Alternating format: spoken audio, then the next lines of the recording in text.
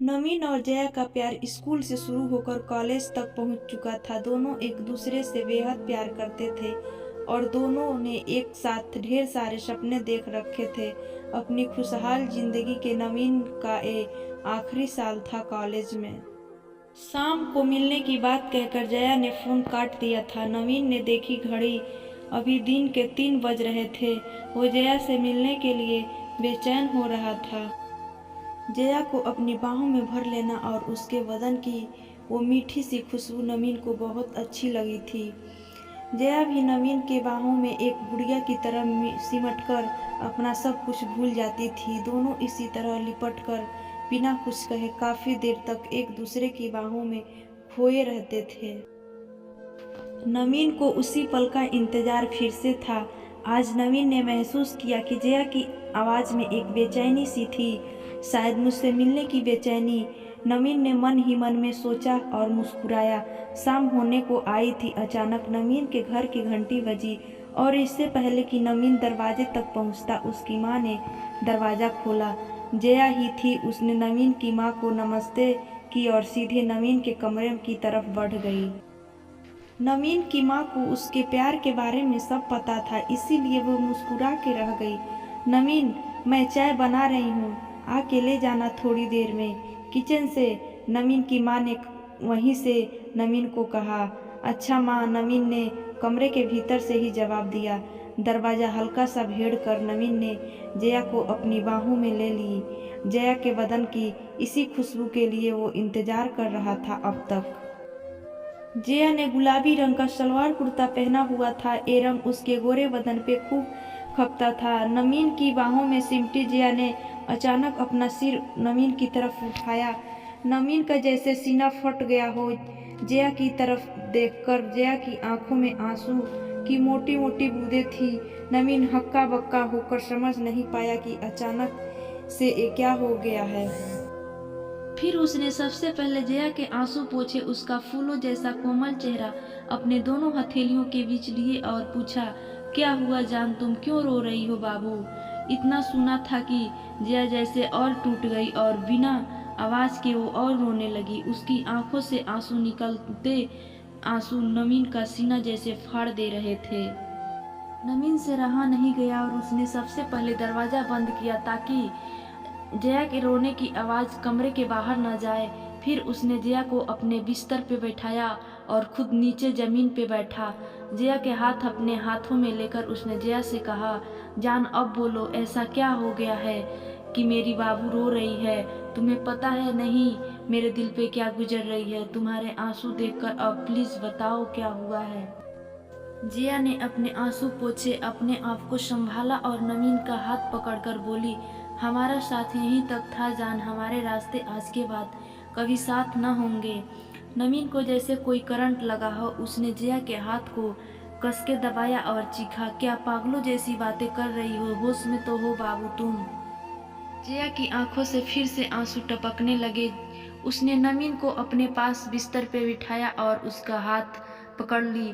जान, तुम्हारी बाबू अब किसी और की पत्नी बनने जा रही है। पिताजी आज ही मेरा रिश्ता तय करके घर लौटे हैं और घर में सब बहुत खुश हैं। नवीन पागलों की तरह उसकी तरफ देखकर जया की बातें सुन रहा था। उसे समझ नहीं आ रहा था कि वो कैसे और क्या बोले। फिर थोड़ी देर बाद जैसे उसे होश आया हो, उसने जया की आंखों में झांककर कहा, तुम मजाक कर रही हो न जान? हालांकि नवीन की आवाज़ का कंपन खुद नवीन को बता रहा था कि वो जानता है कि सब खत्म हो चुका है और जया मजाक नहीं कर रही है। जया ने उसके सवाल का जवाब नहीं दिया। अपने चेहरे को दुपट्टे से पोंछकर नवीन से पूछा, क्या तुम्हें सच में मजाक लग रहा है बाबू? नवीन को अचानक से ऐसा लगा जैसे पूरा कमरा उसकी आंखों के सामने घूमने लगा हो और सामने बैठी जया भी उसे गोल शक्ल में घूमती हुई नजर आ रही थी। उसने अपना सर अपने हाथों से पकड़ लिया और एक ही शब्द न कहकर फर्श की तरफ देखने लगा। सब कुछ धुंधला सा दिख रहा था उसे, क्योंकि अब उसकी आंखों में वो आंसू गंगा थी जो अभी अभी उसे उसकी बचपन की मोहब्बत जया ने तोहफे में दी थी। जया बिस्तर से उठी और दरवाजे की तरफ बढ़ी। नवीन अभी भी वैसे ही बैठा हुआ था। नवीन जया ने जब उसे उसका नाम लेकर पुकारा तो उसने हैरान होकर जया की तरफ देखा। आज तक जो जया उसके बाबू जान जानू सोना के अलावे उसे और कुछ नहीं कहती थी, आज शादी की बात तय होते ही उसे उसके नाम से पुकार रही है। अचानक जैसे नवीन को होश आया हो, उसके चेहरे पे आंसुओं को साफ देखा जा सकता था। उसके होठों पे एक दर्द भरी मुस्कुराहट थी। उसने जया की तरफ गौर से देखा और बोला, तुम यही कहने वाली हो ना कि मैं तुम्हारी शादी में कोई बाधा न डालूं। जया ने ये सुनकर अपना सर झुका लिया और हल्के से बोली, हाँ नवीन, यही कहना था मुझे। पूरी उम्मीद है कि तुम मेरी हालात समझोगे और कुछ भी ऐसा वैसे नहीं करोगे जिसमें ये शादी टूटे या मेरे घर वालों की बदनामी हो। नवीन हैरानी से जया को देखता रह गया। ये था उसके बचपन का प्यार, जिसे ये तक पता नहीं था कि वो ऐसा कुछ करने की सोच भी नहीं सकता जिससे जया या उसके घर वालों का कोई नुकसान हो। क्या इतनी ही जानती थी जया उसे? नवीन ने गला साफ किया कुछ कहने को, मगर फिर रुक गया। उसने जया की तरफ देखा, दीवानों की तरह मुस्कुराया, अपने दोनों हाथ जोड़ के जया को उसने प्रणाम किया और दरवाज़ा खोल दिया। जया जैसे ही कमरे से निकली उसने देखा नवीन की माँ वहीं दरवाजे के पास थी। वो समझ गई कि नवीन की माँ ने सब कुछ सुन लिया है। अपना सर झुकाया जया वहाँ से चली गई। नवीन की माँ नवीन के कमरे में चाय रख दी। उन्होंने नवीन की दर्द देखा नहीं।